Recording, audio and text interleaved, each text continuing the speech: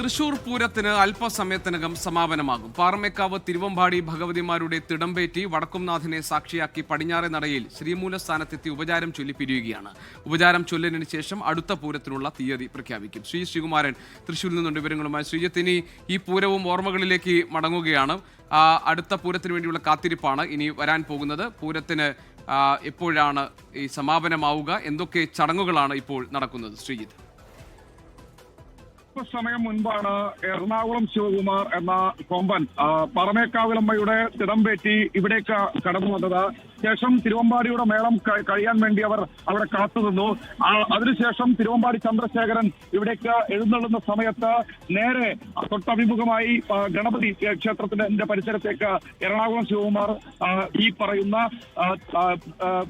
പറയുന്ന തിടമ്പേറ്റിക്കൊണ്ട് കടന്നു പോയിട്ടുണ്ട്. ശേഷം ഇനി തിരുവമ്പാടി ചന്ദ്രശേഖരൻ ഇതിന് അകത്തേക്ക് പോയി വടക്കുന്നാഥനെ വാങ്ങി തിരികെ അഭിമുഖമായി വന്നു നിൽക്കും. ശേഷമായിരിക്കും പ്രസിദ്ധമായ ഈ ഉപചാരം ചൊല്ലി തിരിയൽ ചടങ്ങ് നടക്കുക. എന്തായാലും അല്പസമയം മുൻപ് കണ്ണും മനസ്സും ഒക്കെ നിറച്ചുകൊണ്ടാണ് ഈ മേളത്തെ പെരുപ്പം ഇവിടെ അവസാനിച്ചത്.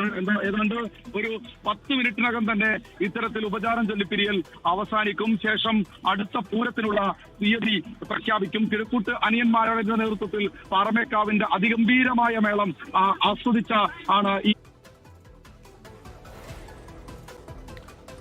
ശരി, തൃശൂർ പൂരത്തിന് അല്പസമയത്തിനകം സമാപനമാകും. പാറമേക്കാവ് തിരുവമ്പാടി ഭഗവതിമാരുടെ തിടമ്പേറ്റി വടക്കുംനാഥനെ സാക്ഷിയാക്കി പടിഞ്ഞാറെ നടയിൽ ശ്രീമൂലസ്ഥാനത്തെത്തി ഉപചാരം ചൊല്ലി പിരിയുകയാണ്.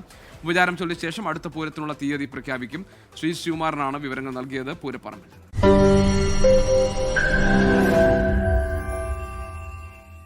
ലോകത്തെവിടെയായാലും ഏത് സമയത്തും 24 വാർത്തകളും ഓഗ്മെന്റഡ് റിയാലിറ്റി പാക്കേജുകളും എക്സ്പ്ലെയിനറുകളും വിശദമായി കാണാൻ ഞങ്ങളുടെ യൂട്യൂബ് ചാനൽ നിങ്ങൾക്ക് സബ്സ്ക്രൈബ് ചെയ്യാം.